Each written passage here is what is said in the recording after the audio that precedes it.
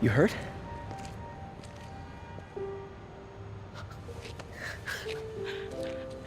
You're Spider-Man. You're the amazing Spider-Man. You're the spectacular Spider-Man. And a few other choice adjectives Jameson uses.